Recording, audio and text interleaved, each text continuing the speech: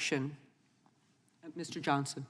Thank you, Madam Chair. Just briefly, I also have a unanimous consent. Wanted to enter into the record a list that our committee put together of Democrat-led cities that have defunded the police with a total of $1.66 billion cut. Just enter that. Without objection. And just one point of personal privilege. Mr. Raskin mentioned, I think when I was out of the room, that my statements about Democrats wanting to defund the police was inaccurate in some way. So I was encouraged to hear him express his support suddenly on behalf of Democrats for funding the police. We certainly welcome that. But the Democrats' $1.9 trillion partisan spending legislation does not specifically direct funding of local law enforcement agencies.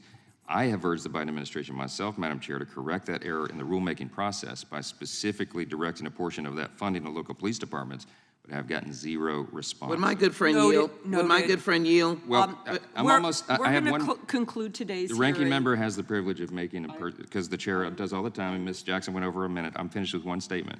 I want to invite Mr. Raskin to join me in signing on that effort to the White House, and I will send him the correspondence today. Would the gentleman yield? Yes, ma'am. If I might, Madam Chair, if he would yield. There are a lot of stereotypes that are going around. I respect individual positions of members, Republicans and Democrats.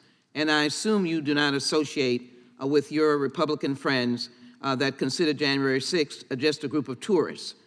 Then we may have a big tent, you might have a big tent, but I think you need to look at the facts by piercing those statistics that you have, suggesting broad definitions. We have the right to have people with differing opinions, but I can assure you there are enough relatives of police officers in and among Democratic members of Congress that we are also respecters of the law. I yield back. Well, I respect you, of course, my colleague, and I acknowledge that, but I will tell you that it has been a position of members on this committee, whom I quoted earlier, who have wanted to defund the police. That's a fact. Yield back. Okay. Thank you very much for this conclusion. I do want to note that Mr. Roy and I are in complete agreement about how to solve this problem, and I hope that that and our judge's suggestion will help provide a roadmap going forward. This concludes today's hearing.